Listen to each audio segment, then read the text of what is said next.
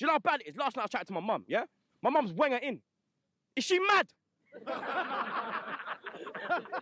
Is she mad? Seriously.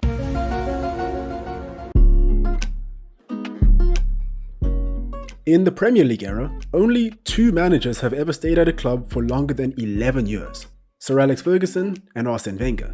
21 years and 22 years. I've made a few videos in the past which briefly detail their rivalry and their early days as managers, but that's not what this video is about. For this one, we're focusing on the Frenchman, more specifically on what went wrong, because a lot went wrong. When Wenger arrived at Arsenal, he was a revelation. He became the first ever non-British manager to win the Prem, doing it in his 2nd year in England. He was the first and is still the only manager to go undefeated in a Premier League season, and by the time he retired, he was Arsenal's most successful manager of all time. The guy was a big dog. As long-serving managers, you'd think that both Sir Alex Ferguson and Arsène Wenger had wildly successful tenures throughout, right? Well, I guess the answer to that question depends on your definition of success, but if your definition is perpetual silverware, it's no contest. He did win a couple of trophies just before his time was up, but when you have the effect that he had early on, anything below that level is subpar. This is especially the case when you go from this to this. Today, we're here to look into exactly what led to Arsène Wenger's disappointing Arsenal exit, an ending grossly unfit for a man that achieved what he did. So, with that being said, how did Arsène Wenger go from invincible to invisible? What's up everyone, really hope you're all doing well. Before we get into the juicy content, hold on to your seats because you're about to enter the comedy area. Arsenal 4. Please like and subscribe. 2004. Life was good. Arsenal have just become invincible, the new Emirates Stadium project is well underway, and Spider-Man 2 has just come out. All factors which are highly relevant to this story. Unfortunately for Wenger, what followed was essentially the beginning of the end, which is a strange thing to say. Yes, the rest of the league were getting stronger and Chelsea were gearing up to go on a rampage, but Arsenal just went invincible. These guys were the perfect combination of skill, physicality, and precision in the 03-04 season. So the idea of them building a football empire was far from unrealistic at the time, especially considering Wenger's track record before that. But for one reason or another, it didn't happen. There are likely several reasons for why Arsenal didn't push on in the same way United did. Reasons that people like you and I will likely never have knowledge of. Because of that, all we can do is speculate based on what we do know. Instead of going at this story chronologically, we're going to break this one up into segments to cut through the most prominent aspects that contributed to Wenger's collapse. First, let's talk about the Emirates. The Emirates was touted as being truly a landmark purchase for Arsenal. To understand exactly why, we need to understand Arsenal's situation at the time. By about 1999, when the plans for the new stadium began to gain traction, Arsenal were doing well and were going toe-to-toe with United on the pitch. But in terms of revenue generation, merchandising and general commercialization, they were some paces behind. In 1998, shortly after Arsenal first won the Premier League, they were granted permission to use Wembley as their home ground in the Champions League to take advantage of its larger capacity. Highbury, Arsenal Stadium back then, was just shy of 34,500 seats compared to Wembley's 82,000 seats at the time. In the 1998-99 season, having hosted European matches at Wembley, they made significantly more money in tickets than they had ever done before. The minds of the majority of the board had been made up. A new stadium was a must-have. Now, football teams in the 21st century have several means of generating income. Arsenal are no exception. But they decided way back then that a new stadium was going to go a long way in sustaining them in the modern era. However, this desire had consequences that still heavily affect the club over 2 decades later. First of all, building anything in London from a spatial and town planning perspective is always a nightmare. But finances were the real kicker. Arsenal had to resort to selling players, cutting wage bills and selling bonds to fans to finance the stadium. They later received influxes of revenue through selling the naming rights of the stadium and kit deals. But even then, many believed that they undersold their naming rights and got shafted on their kit deals. For example, Arsenal were getting about £13 million per season from Nike, while Man United were earning about £23 million per season from the same manufacturer. Remember, these were far and away the best 2 teams in England in the early 2000s. All things considered, in their efforts to build the stadium, the loans, the bonds and the deals, Arsenal were put in a pretty tight financial position, which, surprise surprise, eventually led to them prioritizing repaying the stadium loans over the thing that actually keeps people coming back, the team. And speaking of the team, when Wenger arrived at Arsenal, he possessed a very impressive influence on the transfer market. Through his connections and innovative scouting methods, he was able to bring in top talent from the entire world, pretty much uncontested, specifically from France and Africa. As a matter of fact, you could make a strong argument that Wenger and his team were largely responsible for the widespread introduction and acceptance of foreign talent in the Premier League. However, the good times inevitably came to an end. In the years to come, clubs became privy to his scouting techniques and Arsenal went on to have hundreds of millions wrapped up in the stadium. All of this meant that they were unable to compete for the best of the best anymore, relying on youth to carry the club forward. But because Wenger was a very talented man, Arsenal was still quite a competitive club in the years that followed. They did fall off as the powerhouse they once were, but they still managed to mount the odd title push and consistently play in the Champions League.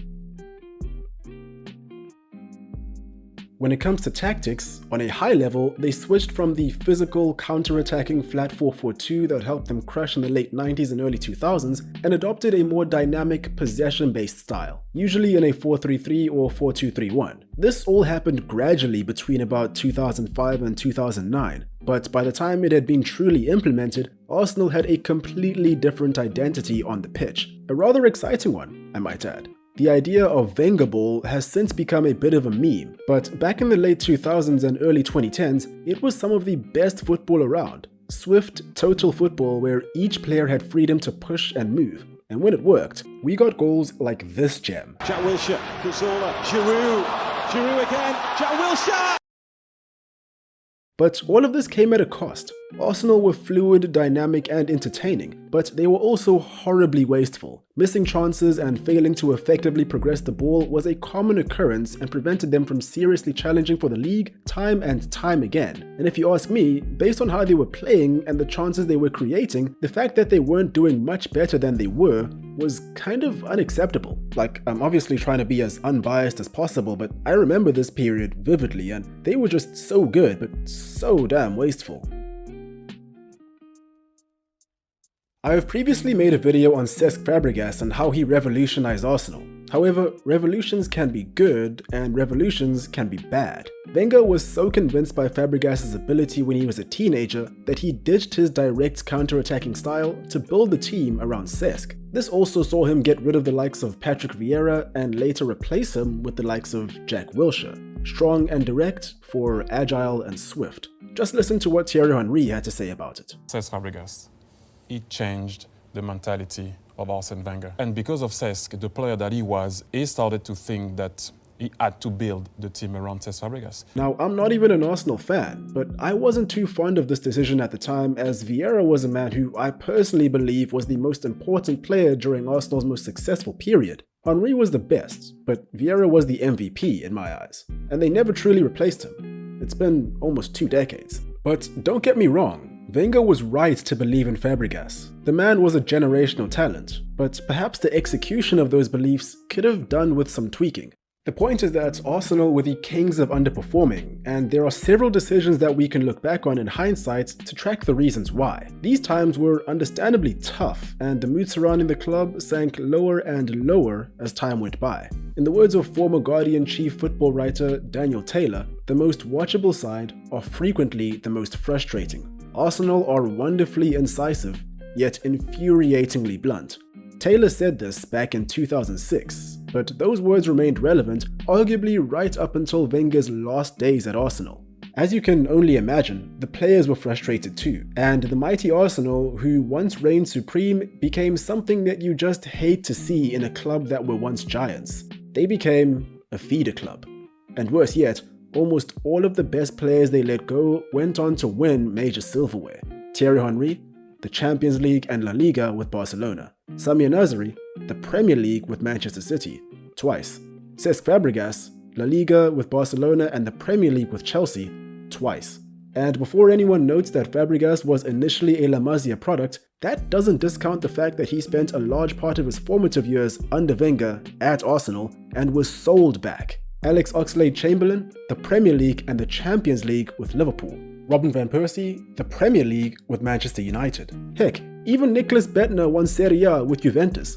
Although, to be fair, I expected nothing less from the Lord. Temporary joy came in the signings of Mesut Ozil and Alexis Sanchez in 2013 and 2014, but despite a couple FA Cup wins that papered over the cracks, these were dark days for Arsène Wenger and Arsenal. Now onto the ownership. This is a point of major contention. David Dein, Arsenal's former vice chairman, co-owner and the man who advocated for Wenger's initial appointment in the job, left in 2007. This was due to, and I quote, irreconcilable differences with the rest of the board. This was a massive blow as he was reportedly Wenger's #1 guy on the Arsenal board, backing him in transfer targets, understanding his vision for the club, and above all, just being a friend. Wenger has since said that he deeply regretted not leaving Arsenal back when Dein left. Gives you a bit of insight into their relationship. Dein wanted to secure Arsenal's financial future and was in favor of generating cash for the club by having American Stan Kroenke make a sizable investment, but the board weren't having it, as this would essentially result in a takeover. However, as we all know, it seems that this entire kerfuffle was ultimately redundant. The board weren't willing to sell, but somehow, only 1 year later, they let Kroenke into the board of directors. David Dein must have been fuming. And by 2018, Kroenke owned 100% of Arsenal. So what's the deal with this man? Why do Arsenal fans want him tried for war crimes? Well, a lot of reasons, but primarily the fact that he sees Arsenal as a business and not much else. A common theme amongst American owners of football clubs, to be fair. Long story short, Kroenke has openly stated that he never bought Arsenal to win trophies, rather to make money, with trophies being a neat little side effect. According to the Swiss Ramble, between 2010 and 2020, Kroenke only put in £15 million of his own money into the club. A large sum of money in most other contexts, but not in the context of football where his opponents weren't just blowing him out the water, they were playing a completely different sport. And finally, Kroenke rarely shows up to home matches, which I guess shouldn't be surprising because, well, you know.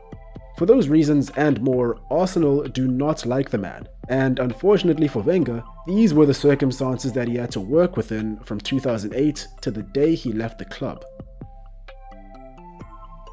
Wenger was forced out of Arsenal at the end of the 2017-18 season after a dreadful 6th place finish, their worst since before Wenger took over in '96. There was a lot of misery that Wenger endured during his final days in North London. For example, for his 1000th match in charge, Chelsea gave him a 6-0 thrashing. Happy anniversary, when I mean. But is Arsène Wenger to blame for Arsenal's collapse? In my opinion, no. Or at least, not for the most part. In fact, without the man, Arsenal would have undoubtedly been in the mud. Arsenal's bank loan repayments for the stadium relied heavily on Champions League football, which led supporters to believe that all Arsenal really wanted was top 4 and had no ambitions to climb above that, which is fair, I guess, but a bit harsh still. In Wenger's own words, we had to be 3 years in the Champions League out of 5 and have an average of 54,000 people, and we didn't know we would be capable of that. We had to sell our best players every year to survive, but we didn't do 3 years out of 5 in the Champions League. We did 5 out of 5. This madman made it into the Champions League every year he was in charge, bar his first year in charge and his final 2 years. And when you consider the fact that the approval of the bank loans were heavily reliant on Wenger's long-term contractual commitment to the club, the consistent top 4 finishes he achieved and the FA Cups he won late on, and then contrast that with the backlash he received from the fans and media, it's incredibly difficult to feel he wasn't hard done by. Understandably, Wenger also referred to the years following the stadium move as the most difficult period in his life. He obviously wasn't perfect, and he obviously deserves some blame. However, the extent of the blame he deserved has been a bit excessive, I feel. Arsenal have gone through ups and downs since he left, and while they do sometimes look like they're on the up, let's be real, things have been far worse than they ever were under him. It's only been a couple years since he left the club, but I personally believe in the years to come, the history books will be a lot kinder to Wenger than they will be to his detractors. But that's just my opinion. Troops, if you're watching this, let me know if I'm missing something. That's all from me today. Let me know what you all think of Arsène Wenger's legacy in the comments below. Really hope you all enjoyed. Cheers, and I'll catch you in the next one.